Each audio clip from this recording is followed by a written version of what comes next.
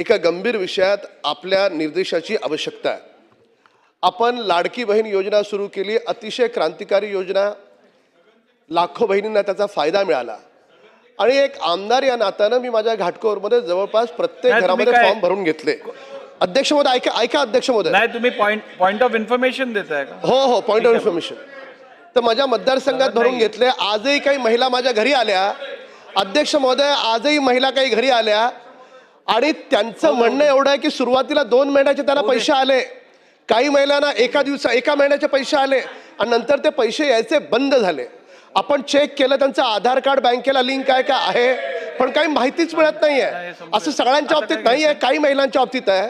तर माझी शासनाला विनंती आहे की महाराष्ट्रातल्या सगळ्या महिलांना, लाडक्या बहिणींना हे कळावं की ज्यांच्या अकाउंटमध्ये पैसे येत नाही आहेत तर कुठली तरी अशी वेबसाईट असावी की ज्याच्यावर नाव टाकलं तर तिला पैसे येणार आहेत, न येणार आहेत, न येत आहेत तर काय कारण आहे, तिला तिचं कारण कळलं पाहिजे।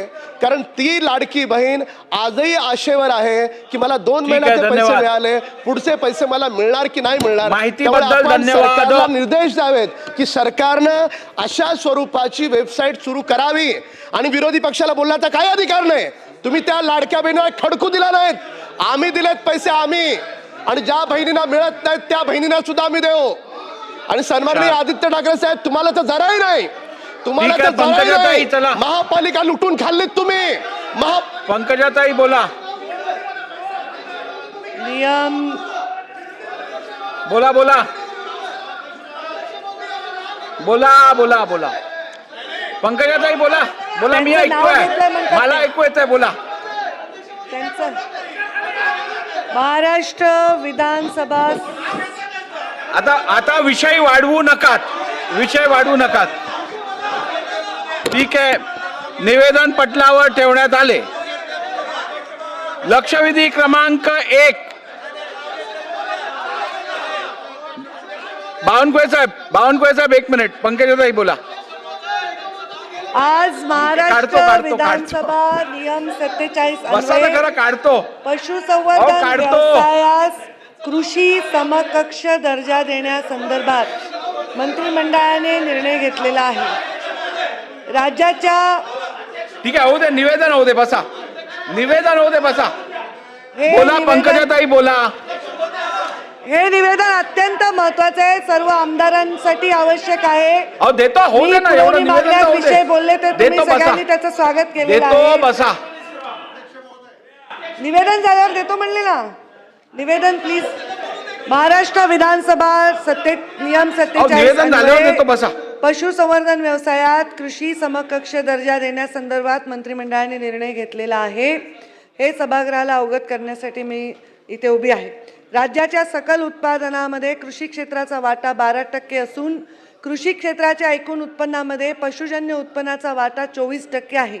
महाराष्ट्रातील पशुजन्य उत्पन्नाचा विचार करता भारतीय आरोग्य परिषदेने दैनंदिन आहारामध्ये शिफारस केलेल्या प्रमाणाइतके अंडी व मांस उपलब्ध होत नाही। तसेच दुग्ध उत्पादनामध्ये राज्यातील पशुधनाची उत्पादन क्षमता इतर राज्यांच्या तुलनेमध्ये कमी आहे। याशिवाय नीती आयोगाच्या 2021च्या अहवालामध्ये पशुसंवर्धन क्षेत्रामध्ये नियोजनपूर्वक व शास्त्रीय पद्धतीने व्यवस्थापन करण्याकडे दुर्लक्ष होत असून त्यावर उपाययोजना करण्याचे सूचना आलेल्या आहेत। शेतकरी पशुपालकांच्या आर्थिक जोखमी कमी करण्यासाठी त्यांनी शिफारस देखील केलेली आहे। दिनांक 17/7/2025 रोजी मंत्रिमंडळाने पशुपालन व्यवसायाला प्रोत्साहन देण्यासाठी अतिशय क्रांतिकारी निर्णय घेतलेला आहे। या निर्णयानुसार राज्यातील पशुपालन व्यवसायास कृषी व्यवसायाचा दर्जा देण्यात आलेला आहे। असा निर्णय घेणारे महाराष्ट्र राज्य हे राज्य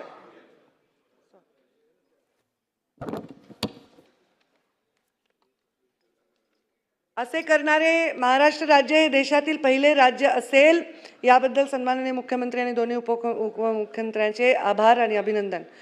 यामध्ये वीज दर आकारणीसाठी कृषी व इतर वर्गवारीनुसार कृषी वर्गवारीप्रमाणे त्यांना लाभ देण्यात येतील। ग्रामपंचायत कर मध्ये लाभ देण्यात येतील। पशुपालन व्यवसायात पंजाबराव देशमुख व्याज सवलत योजनेच्या धर्तीवर व्याज दरामध्ये सवलत देण्यात येईल। कृषीप्रमाणे कुक्कुटपालन व पशुसंवर्धन व्यवसायासाठी सोलार पंप व सोलार संचाच्या संदर्भामध्ये उभारणी करण्यामध्ये सवलत देण्यात येईल।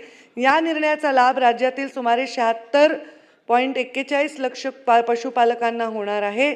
या निर्णयामुळे पशुजन्य उत्पादनातून सुमारे 7,700 कोटी रुपये इतकी वाढ होणे अभिप्रेत आहे. ठीक आहे, चला लक्षवेधी. हा बोला. अध्यक्ष महोदय, माझं नाव कशासाठी घेतलं मला माहित नाही. सन्माननीय सदस्य जे बोलत होते ती वस्तुस्थिती आहे. अनेक महिलांना वाटतं की त्यांना फसवलं गेलेलं आहे, कमी पैसे मिळतात बँकेच्या खात्यांमध्ये, त्यांची नावं कापली जातात. मी तर त्यांचं अभिनंदन करत होतो की एक वस्तुस्थिती त्यांनी हाऊस समोर आणलेली आहे. तर एवढं चिडण्याची काय गरज होती? आम्ही सगळं तर त्यांचे अभिनंदन करत होतो की महिलांची फसवणूक ही लाडकी बहीण योजनेत कशी होत आहे, ठीक हे त्यांनी लोकांसमोर आणलं. ठीक आहे, चला लक्षवेधी क्रमांक 1. नाही नाना भाऊ, नाही आता नाही. लक्षवेधी क्रमांक 1. अध्यक्ष महोदय, लक्षवेधी क्रमांक 1. नाही असं नाही अध्यक्ष का? महोदय. नको नको.